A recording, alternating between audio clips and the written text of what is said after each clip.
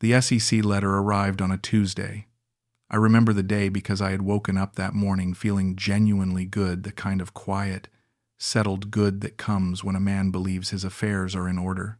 I had checked my portfolio the night before. The balance was up. The quarterly report Paisley had sent showed a 7.2% gain over the previous 3 months, which was consistent with what the account had been doing for almost 3 years. I made coffee, read the news, felt the particular calm of a man whose financial decisions have been working out. Then the letter arrived, and everything I had believed about the previous 3 years stopped being real. The letter was 2 pages, a federal investigator's name at the top, a case number, a request for information regarding my relationship with a financial services entity. I immediately recognized the company name Paisley Montoya had used on every statement, every report, every email she had sent me for 34 months. The letter said the entity was the subject of an ongoing securities fraud investigation. It said the entity had no registration with the SEC in any U.S. state. It said the accounts associated with the entity showed no evidence of actual investment activity. It used the word fabricated twice. The second time I read it, I had to sit down because my legs felt wrong. I am Wendell Cross, 73 years old. I spent 31 years in finance management, corporate treasury, cash management, financial reporting, ending my career as a senior finance manager at a logistics company in Seattle, where I was responsible for a team of 12 and the accurate reporting of a company's financial position to its board every quarter. Accurate reporting. The irony of that phrase is something I live with every day now.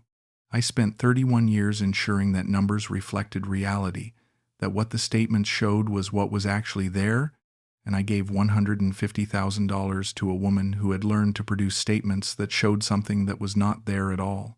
She had used the language and format of legitimate financial reporting to construct a 3-year illusion, and I, the man who reviewed financial reports for a living, had read that illusion every quarter and felt satisfied. I want to tell this story because of the specific nature of the unraveling, not just the money. Every other account I have read of this kind of fraud focuses on the financial loss, on the amount taken, on what the person should have done differently. I want to talk about what it feels like to discover that a significant portion of your recent life, the feelings you had, the confidence you carried, the decisions you made on the basis of what you believed was true, was built on something that did not exist. That is a different kind of loss.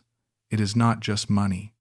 It is 3 years of your own experience, retroactively hollowed out.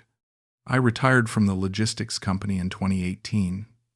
My wife Ruth and I had planned the retirement carefully. She was a retired school principal, organized and practical, and we had spent the better part of 5 years working with a financial advisor in Seattle to ensure the transition was structurally sound. We had enough. Not extravagantly, but comfortably and with margin.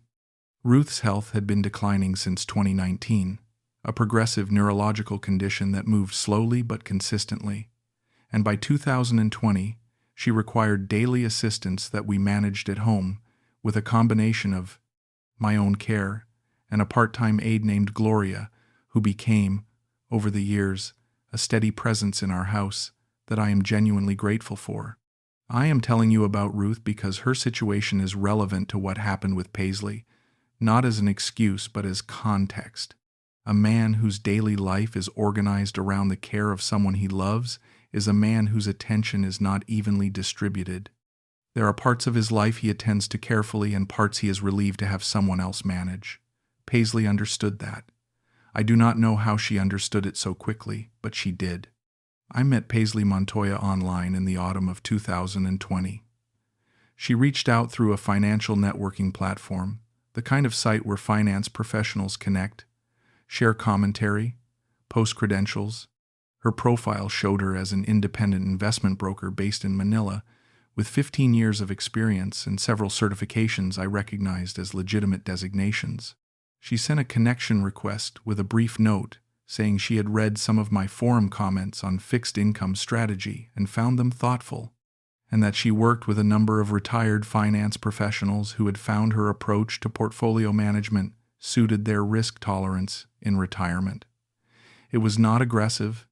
It was the language of a professional making a professional overture, and it landed in my inbox at a time when the financial advisor Ruth and I had used had recently retired himself, and I had been thinking about whether to find a replacement.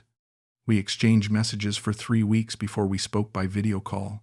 The call was 45 minutes. She was articulate and clearly knowledgeable. She spoke about fixed income instruments, duration risk, yield curve positioning, and the specific challenges of managing a retirement portfolio in a low-interest rate environment with the ease of someone who had spent years inside those concepts. She asked about my background, and when I told her, she said, "Then you'll appreciate a manager who shows their work."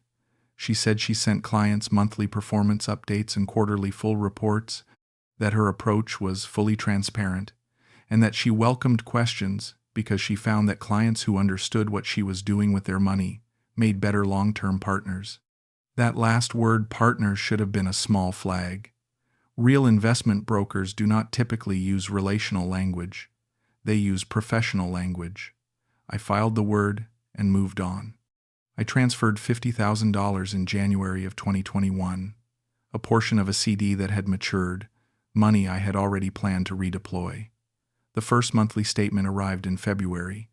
It was formatted exactly as a legitimate brokerage statement would be: account number, holdings listed by asset class, individual security positions with purchase dates and current values, performance against benchmark, a summary table at the top. The numbers showed a small positive return for January. Modest, credible, the kind of return a conservatively managed fixed income portfolio would produce. I read the statement the way I had read financial reports for 3 decades and found nothing that alarmed me. I sent Paisley a note saying I had reviewed the statement and it looked good. She replied thanking me and saying she would keep me informed of any positioning changes. This continued for 3 months before I transferred more money.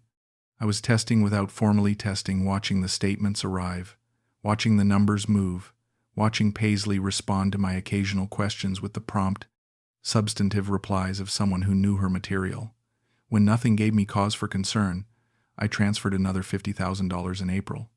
By the end of 2021, my total commitment was $120,000, spread across a period long enough that each transfer felt like a deliberate, considered choice rather than the accumulation it actually was. In December of 2021, I transferred a final $30,000, bringing the total to $150,000. I want to describe what those 3 years felt like, because the feeling is the story. Every month when the statement arrived, I felt a specific kind of relief. Not excitement. I was not a man who expected or wanted dramatic returns. Relief. The particular relief of a person who is managing something difficult in their life and who finds that at least one domain is performing as it should. Ruth's condition required my attention and my emotional presence in ways that were meaningful and exhausting, and that I do not regret for a moment, but that also left me grateful for any part of my life that was running quietly on its own. The investment account was that part. I checked it, and it was fine, and I could put it down again and return to what required my actual presence. Paisley had constructed an account that was specifically designed to produce that feeling. Not excitement, quiet reliability. She had understood, somehow, that a man in my situation needed not a windfall but a refuge, and she had built one that cost nothing to maintain because it did not exist. The quarterly reports were more detailed than the monthly statements, 12 to 15 pages, with charts, benchmark comparisons, a narrative commentary section that addressed market conditions and how the portfolio was positioned relative to them. The narrative section was what I found most convincing. It was written with the specific vocabulary of a finance professional, not the generic language of a template, but the considered language of someone who had read widely and was synthesizing current conditions into a coherent portfolio rationale. I now understand that this section was probably the most laboriously constructed part of the fraud, the part that required the most effort, because it was the part most likely to be tested by a reader with my background. She had worked hardest on the part I was most likely to check closely, That is not careless fraud. That is targeted craft. I spoke with Paisley by video call once a quarter, roughly. The calls were professional and informative. She reviewed the portfolio's positioning, discussed her thinking on rate movements and credit spreads, asked about any changes in my financial situation that might affect how she managed the account. She asked about Ruth once I had mentioned my wife's condition when explaining why I was managing our finances independently rather than jointly, and the way she asked was brief and respectful, not probing, the appropriate level of personal acknowledgement from a professional who understood the boundary between client relationship and personal intrusion. I appreciated the calibration. It contributed to my overall sense of her as someone who understood the professional context of our relationship and did not try to make it something it was not. I told my daughter Paula about the investment in the spring of 2022. Paula is 44 and works in tech in Portland and is not a finance professional but is smart and practical and asks direct questions. She asked how I had found Paisley, how I had verified her credentials, and whether I was using an independent custodian for the assets. I told her I had verified the certifications on the networking platform, that the statements showed a legitimate account structure, and that Paisley's firm handled the custodial arrangement. Paula said, "Dad, shouldn't the assets be held by an independent custodian? That's how it's supposed to work, right?" I told her that was standard practice for larger institutional arrangements, but that independent managers sometimes used proprietary structures for smaller accounts. This was not entirely wrong as a general statement and was entirely wrong as an explanation of my specific situation, and I made it with the confidence of someone who had 30 years of finance experience and was therefore dangerous in ways that a person without that background would not be. Paula let it go. She trusted my read. I trusted my read, and the statements kept arriving. Ruth passed in March of 2023. I want to say that simply and move on from it, because this story is not about Ruth's death except insofar as it is about everything that was happening in my life during the period the fraud was operating. She passed at home, with me and Gloria present, on a Tuesday afternoon in early spring. The grief of it was complete and expected, and no less severe for being expected. I spent the months after her death doing the things a man does, settling affairs, notifying people, adjusting to the specific silence that a house has when it has contained a life for many years and that life is finished. I continued to check my investment statements. They continued to show reasonable growth. The account was one of the things that was still working. I was grateful for it in the way you are grateful for anything that holds steady when everything else is in motion. The SEC letter came 7 months after Ruth's death, October of 2023. I called the investigator whose name was on the letter the morning I received it. His name was Agent Harmon, and he was professional and patient, and explained the situation in terms that I processed with the dissociated calm of a man whose brain has encountered something it cannot immediately integrate. He said the entity Paisley used had been identified as part of a broader network of fraudulent investment vehicles, operating primarily out of Southeast Asia and targeting retired financial professionals in North America. He said the selection of targets with finance backgrounds was deliberate, that the sophistication of the fraud materials was calibrated specifically for audiences who would examine them more closely than a layperson would. He said this was not my fault, and that many of the victims shared similar professional profiles. He said the word victims, and I noticed it because it had not occurred to me yet to apply that word to myself. I asked him whether there was any possibility of recovery. He said the investigation was ongoing and that some asset recovery was possible, but that in his experience the realistic expectation for individual claimants was limited. He said he appreciated my cooperation and would be in touch as the investigation progressed. I put the phone down and sat in my kitchen for a long time. The specific quality of what I felt in that kitchen was not what I expected. I expected anger. What came instead was something I can only describe as vertigo, the sensation of the ground being a different height than you thought it was. Because it was not just $150,000 that was gone. It was every feeling I had had about those $150,000 for 3 years. Every moment of relief when the statement arrived and showed positive numbers. Every quarterly call when I had asked a question and received a convincing answer and felt the satisfaction of a finance professional who has stress-tested a position and found it sound. Every conversation with Paula in which I had spoken with confidence about the account's performance. Every morning I had woken up knowing that part of my financial life was being managed well. All of that, the entire emotional content of 3 years of believing something had been generated by a fiction, not by something that was partially true or misleadingly presented, by something that did not exist at all. The account had no assets. The statements had no underlying reality. The charts and the commentary and the benchmark comparisons and the credible modest returns had all been produced to simulate the experience of having real money in a real account managed by a real professional, and I had lived inside that simulation for 34 months and felt the feelings of a man whose money was real. I called Paula that evening. I read her the letter. She was silent for longer than felt comfortable and then said, "Dad, just that." I said I knew. She said, "I asked about the custodian." I said she had. She said, "I'm not saying that to make it worse." I said I knew that too. She said, "Are you okay?" I told her I was not sure what okay meant right now. She said she was coming up to Seattle that weekend, and I told her she did not need to, and she said she was coming anyway. She arrived Saturday morning and stayed until Wednesday, and we spent most of that time doing practical things, reviewing the SEC correspondence with my attorney, Wendell Cross, who handles my estate matters, and who coordinated with the federal process, and going through what records I had of my interactions with Paisley to provide to the investigators. In between the practical things, we cooked meals and watched television in the evenings and talked about Ruth more than we had talked about her since the spring, and that part of the week was the best part of it. A grief I had been carrying too quietly became slightly less quiet, which is one of the things that can happen when a larger crisis breaks open a space that was sealed.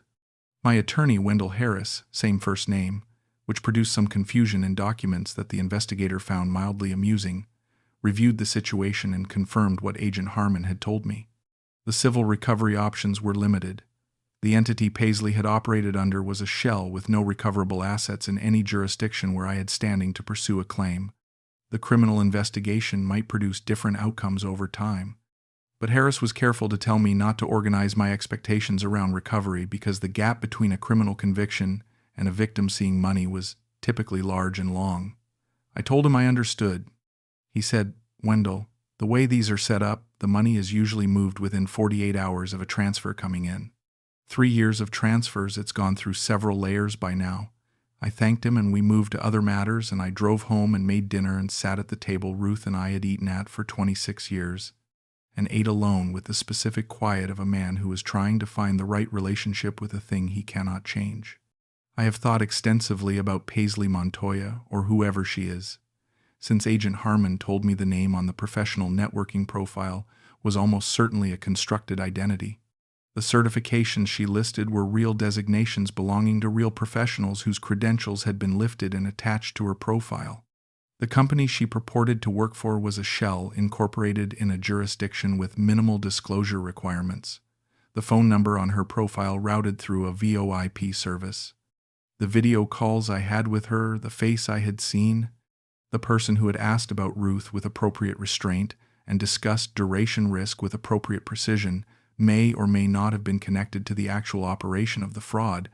Agent Harmon told me that in some operations of this type, the person on the video call is a hired actor and the financial materials are produced separately. He said he could not tell me with certainty what the arrangement was in my case. I found that information more disturbing than the financial loss, in an odd way. The possibility that the person I had spoken with 4 times a year for 3 years was playing a role, that the thoughtful answers and the appropriate restraint and the professional vocabulary were a performance crafted for my specific consumption, made the 3 years feel even less real than learning the statements were fabricated had made them feel. Because here is the thing I keep returning to. I was genuinely fooled by the quality of the product, not by charm, not by romance, not by loneliness or grief or the need to feel protected or the hunger for relevance, by the quality of the financial reporting. The statements were good, the commentary was good. The responses to my questions were good in the specific technical sense that they were accurate, defensible answers to reasonable finance questions, answers that would not have flagged as wrong to a person with my background. Whoever constructed this operation, whether it was one person or several, had invested significant effort in building materials that would pass the scrutiny of a reader who knew what legitimate materials looked like. They had done their homework on me, or on people like me. They had understood that a retired finance professional would not be satisfied by approximate correctness, that I would notice if the duration calculations were off or if the credit spread commentary did not match the prevailing environment. So they made sure those things were right. Everything they knew I would check was right. Everything I didn't think to verify the actual existence of the assets, the actual registration of the entity, was not there at all. That precision is what I find most difficult to locate myself in relation to. I can explain why a lonely widower falls for a romantic scam. I can explain why a man who misses purposeful work falls for a business opportunity that promises relevance. I cannot explain, to my satisfaction, why a man who spent 31 years in financial reporting was satisfied by the surface of a financial report without verifying the substrate.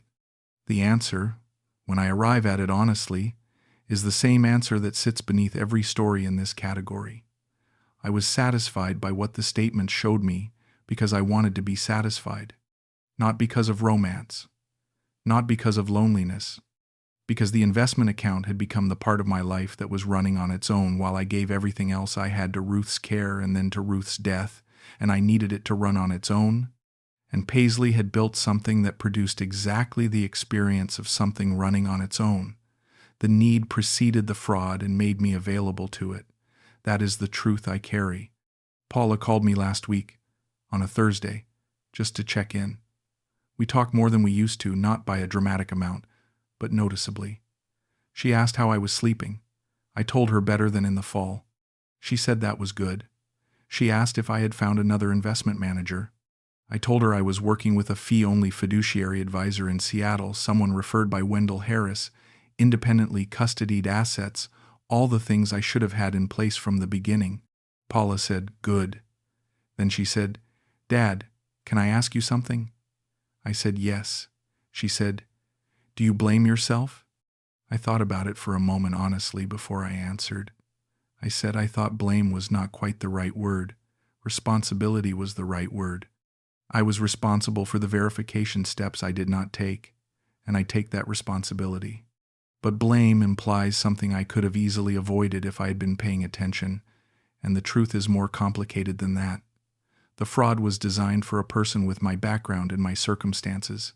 It was not designed to fool a careless person, it was designed to fool a careful one, because careful people with finance backgrounds were its target market.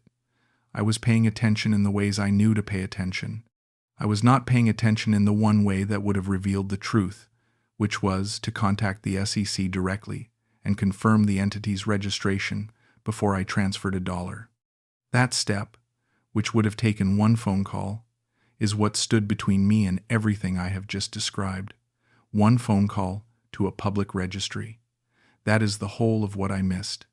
I do not know whether Paisley Montoya is a real person or a name.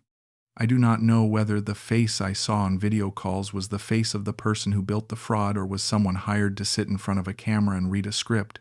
I do not know whether I will ever see any portion of $150,000 again, though I suspect the honest answer is no.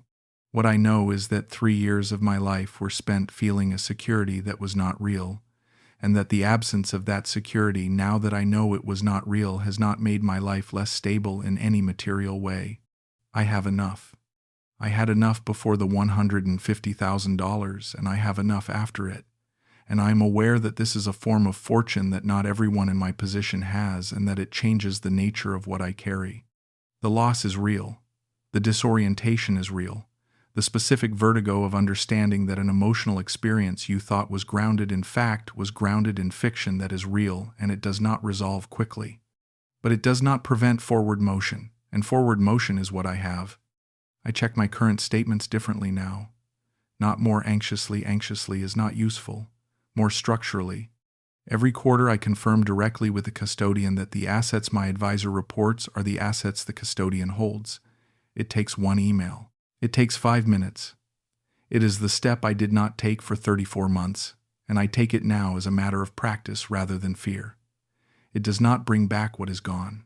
It is just the right way to do the thing I should always have been doing, and doing it correctly now is the only relationship I have available with the mistake of not doing it then.